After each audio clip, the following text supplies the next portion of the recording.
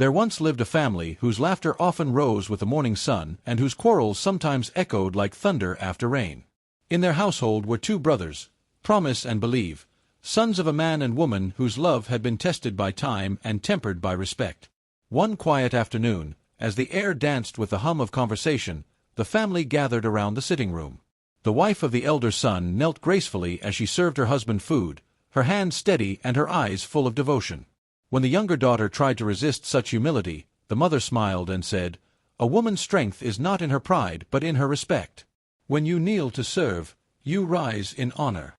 The family laughed, and their joy filled the compound. Soon after, the father's favorite program was about to begin, but the son wanted to watch football instead. They quarreled playfully until the mother, ever the peacemaker, suggested they dance instead. Laughter replaced anger, and peace returned like the evening breeze. Not long after, Promise, the younger son, entered the house with joy written across his face. He had come with news that would change everything. His mother's eyes gleamed as he said, "Mama, I have proposed to Syrian." The room erupted in excitement.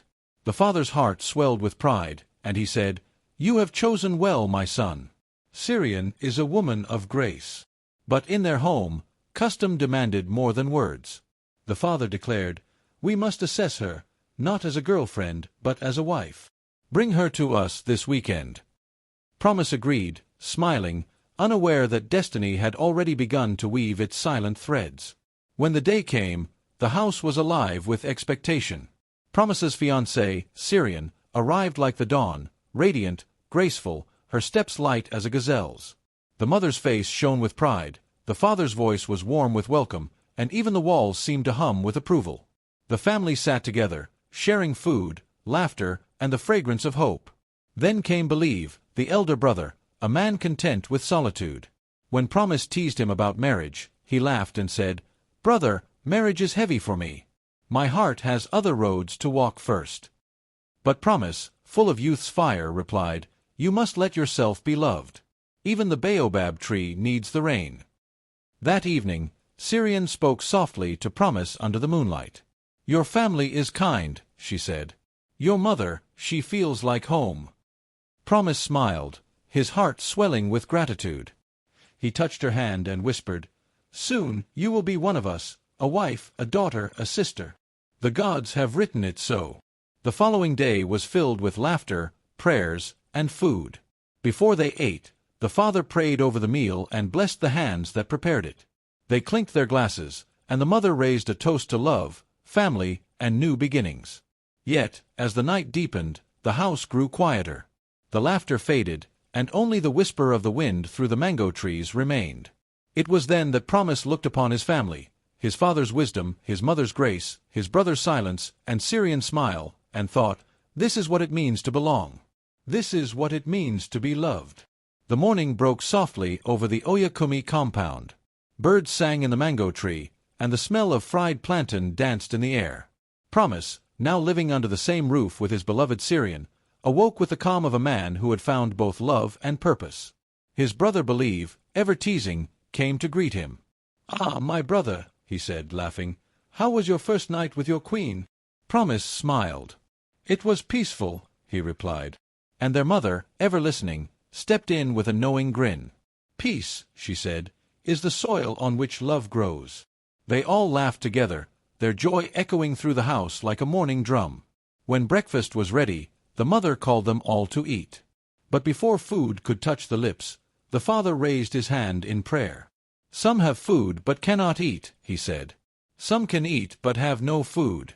But we have both. Glory be to the Creator who provides." They ate with laughter and thanksgiving, and as they ate, the mother and father began their usual dance of love, teasing each other, praising one another, their affection shining like sunlight after rain. "You see," said the father, "this woman's food is one of the reasons I am still alive and well. If I return to this world again, it shall still be with her."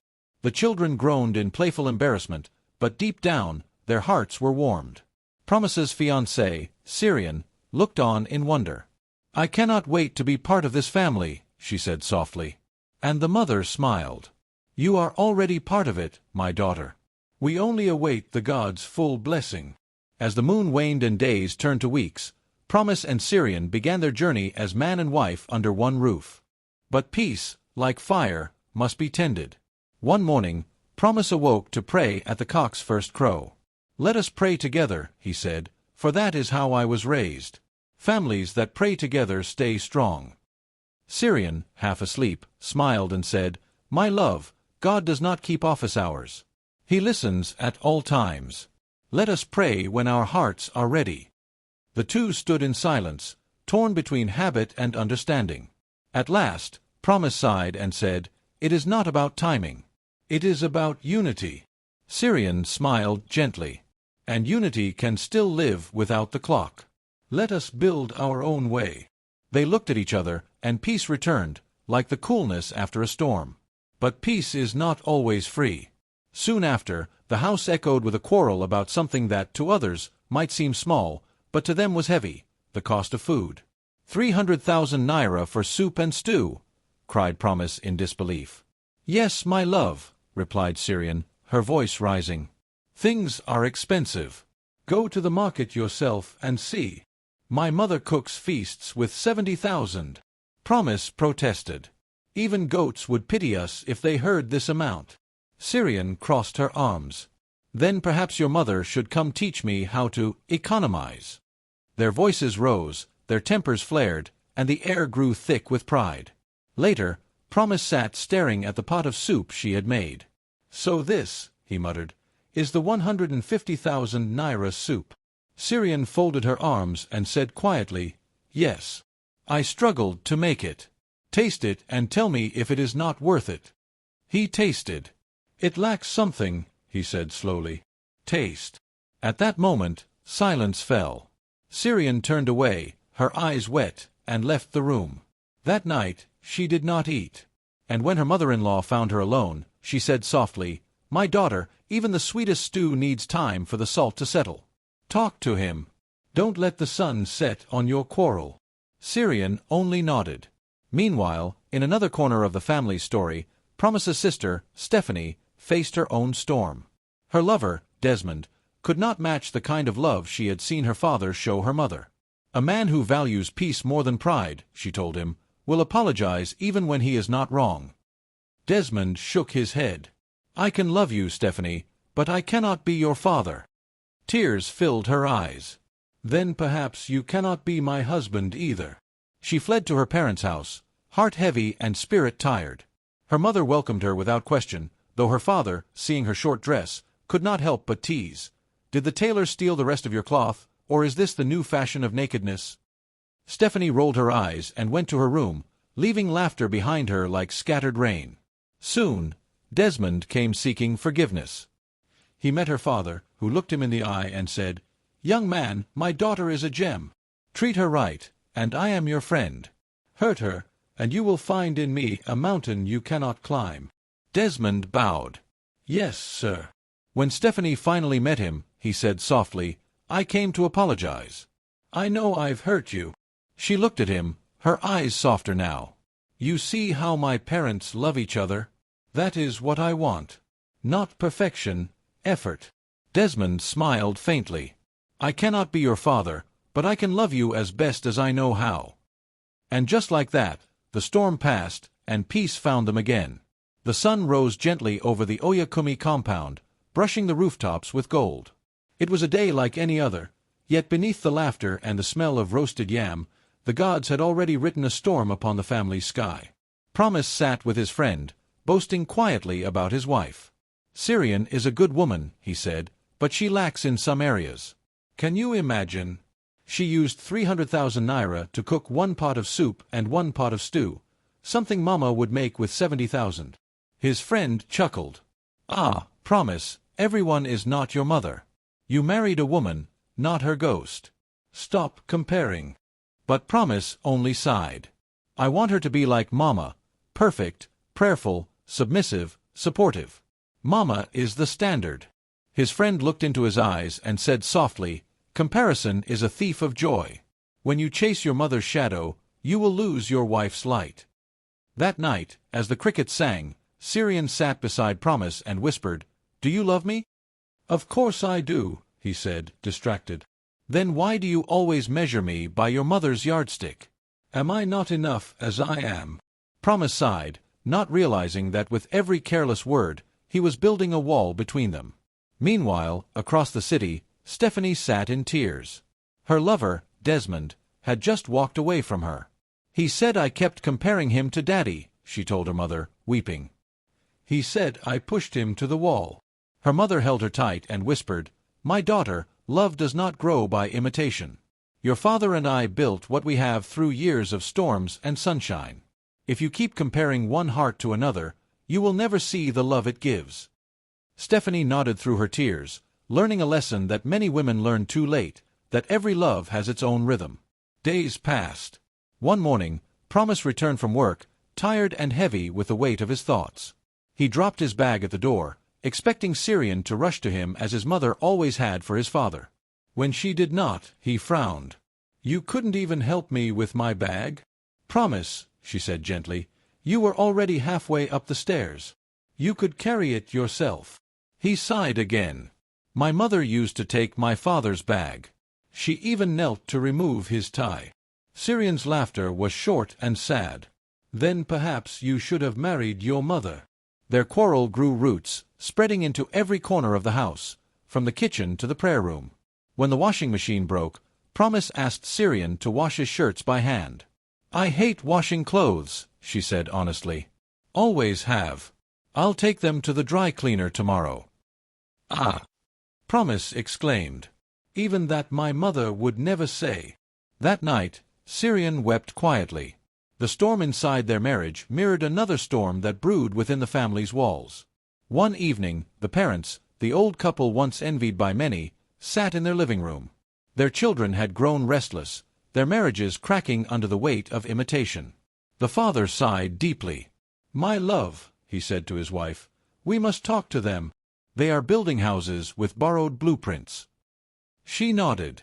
Let us gather them this weekend. When the weekend came, all the children sat in the courtyard. Promise, Syrian, Stephanie, Believe, all waiting. The father stood slowly, his gray hair catching the sunlight. My children, he began, your mother and I called you here because we have noticed something. You compare your partners to us. That is not good. What we have is not perfection, it is patience polished by years. When you compare, you kill the love you are trying to build. The mother nodded, her eyes kind. Your father and I also made mistakes, mistakes you know nothing of. As if summoned by fate, there was a knock at the gate. A woman stood there, holding the hand of a young lady. I brought your child, she said softly. The courtyard froze. The father's face turned pale as river sand. Christy, he whispered. Gasps filled the air. The young lady looked confused, frightened, yet calm. She is your daughter, Christy said. You may deny me, but you cannot deny her. The wife rose slowly, her heart breaking with every step. Is this true? She asked. The man bowed his head. It was one night, one mistake. I didn't know she conceived. The wife trembled. You hid this for 24 years. Her tears fell like rain. I fought for this marriage. I prayed for you when you were weak. I defended you when others spoke against you, and this is how you repay me. Their children stood still, silent witnesses to the crumbling of their parents' altar. Later that night, the family sat in ashes. The new girl, Rebecca, wept quietly. I didn't ask to be born, she said. I didn't come to take your place. I only wanted a home. But Stephanie's anger burned hot. You ruined our family, she spat. Peace, said their mother weakly. Let her speak. Rebecca fell to her knees. If you want peace, I will leave. But I came not to destroy, only to belong. The father lifted his face, weary but firm. No. She is my blood. The gods have spoken, the test confirms it. She stays. The wife's eyes hardened. Then we will go. The courtyard fell silent again. That night, the moon rose red, as if it too wept for the Oyakumi family. The husband knelt before his wife, whispering, Forgive me. I wronged you. She turned away, her voice like wind through dry leaves. Betrayal is not measured in years but in seconds. One act can break the trust built over a lifetime. Still, the gods who love justice were not done with them. Through pain, tears, and humility, the family learned a final truth, that even the purest love can falter, but when truth walks naked through the streets, healing begins. It began quietly, like a whisper in the wind. Promise sat with his wife, his heart heavy, his mind clouded with disbelief. He looked at her and said softly, "You won't believe it. My father has another daughter." His wife's eyes widened. "Another daughter? Oh, from who? When?" Promise sighed deeply. "There was this maid that used to work for us when we were children. She returned suddenly, with a child, a woman now, 24 years old.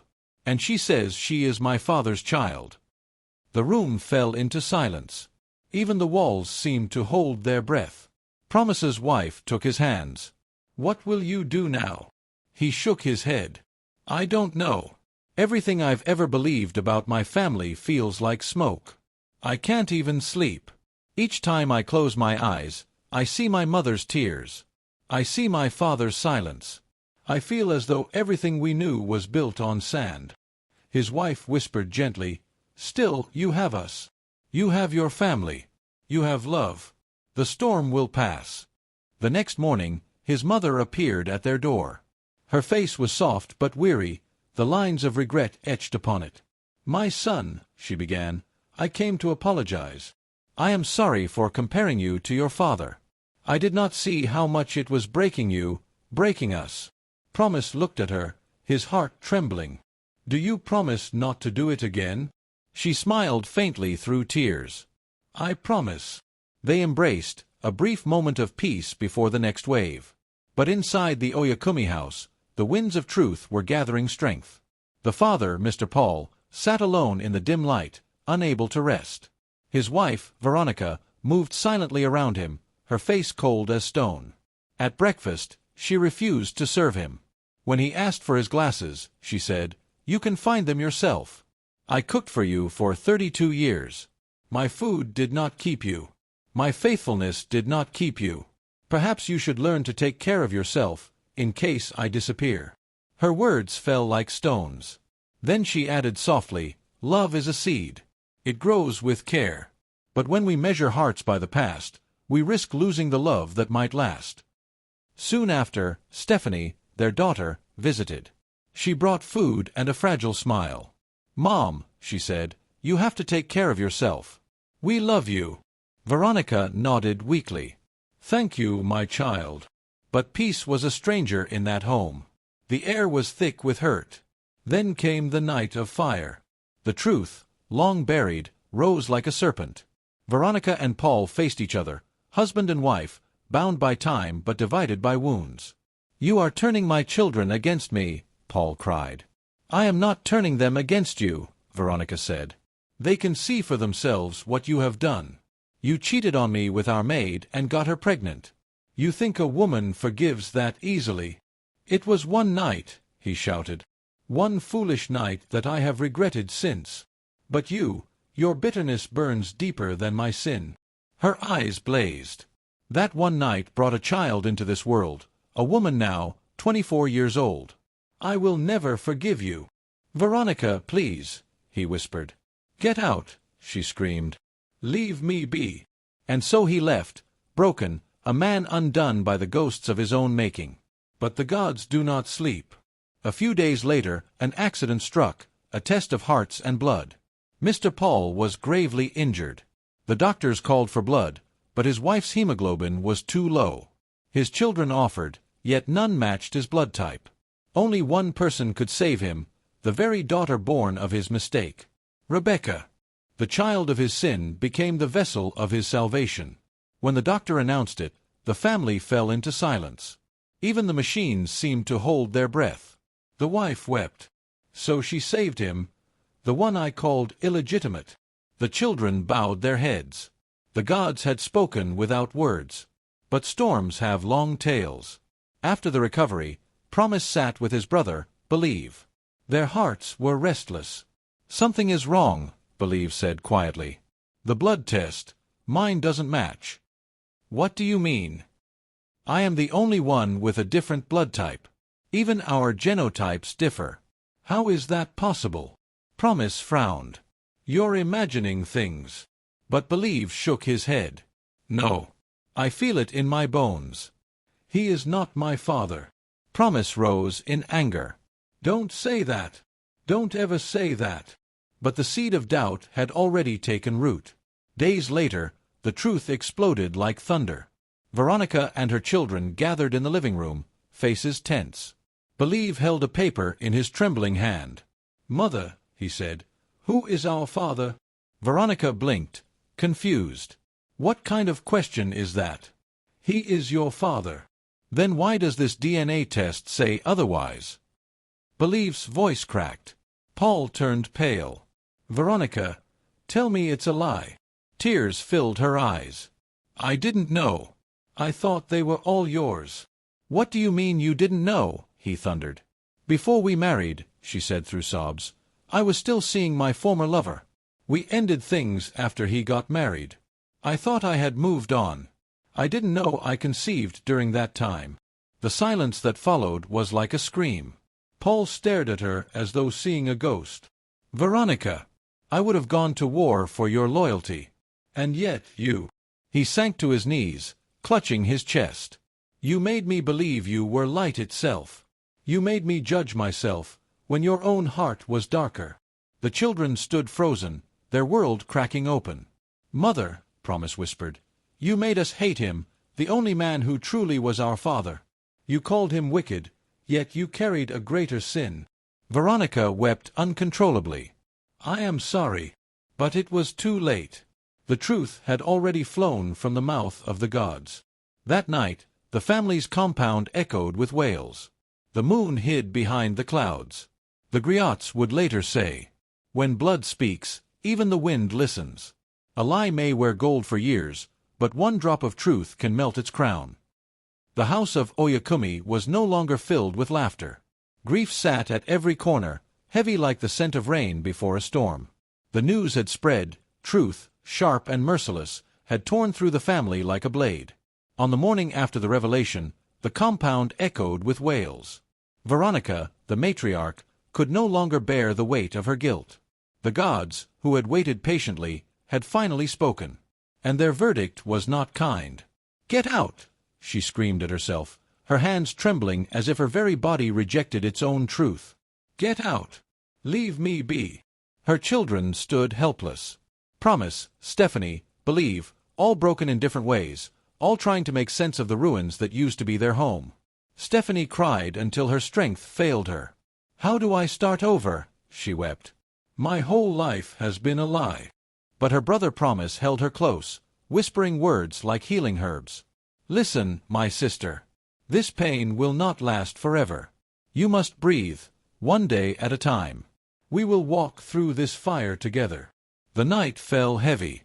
Thunder rolled, as though the sky itself mourned with them.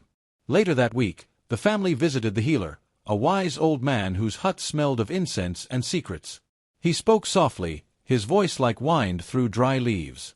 When two people with the same blood type bear a child with another, the gods whisper warnings through science. But blood is not always the truth. Sometimes, it is only the shadow of truth. The mother knows, always. His eyes lingered on Veronica. She could not meet them. "You made your husband look like a devil," he said.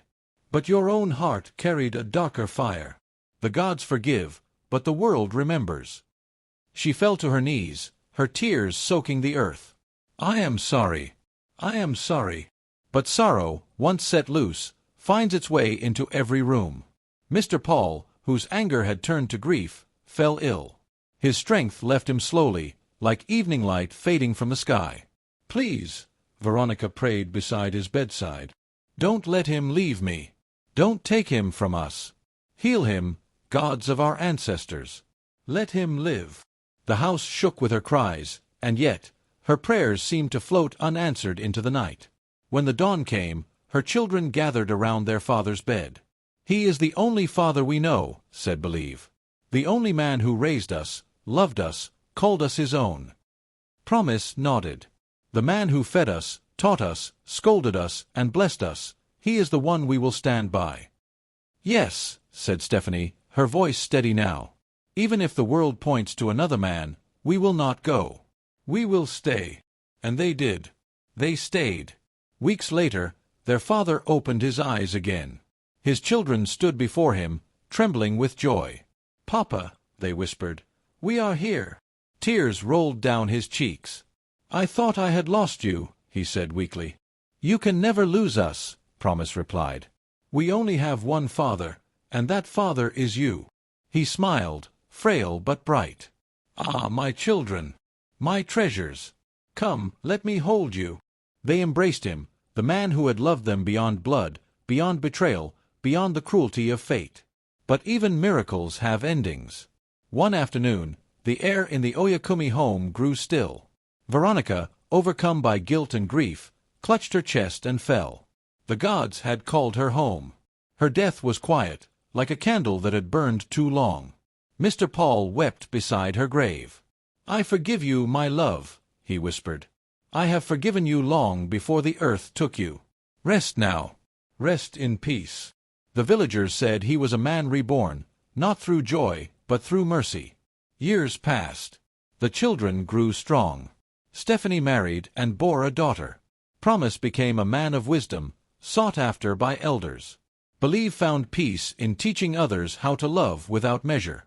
And in the evenings, when the wind whispered through the mango trees, they would gather around their father's veranda. They would speak of their mother, not as the woman who betrayed, but as one who stumbled and found forgiveness too late. They would laugh, remembering the old days, and cry sometimes when the memories became too heavy. And every night, their father would say the same words before they went to sleep. "Family is not perfect. It is messy. It is flawed. Sometimes it is built on truth, and sometimes on lies we choose to forgive. But in the end, family is where the heart returns, no matter how far the storm has carried it." He would look up at the stars and add softly, "We may never know your real father, but I was the one who stayed. And that, my children, is what makes a father. Thank you so much for your continued support. Don't forget to like, share your thoughts in the comments, subscribe, and hit the notification bell so you never miss any of our new videos.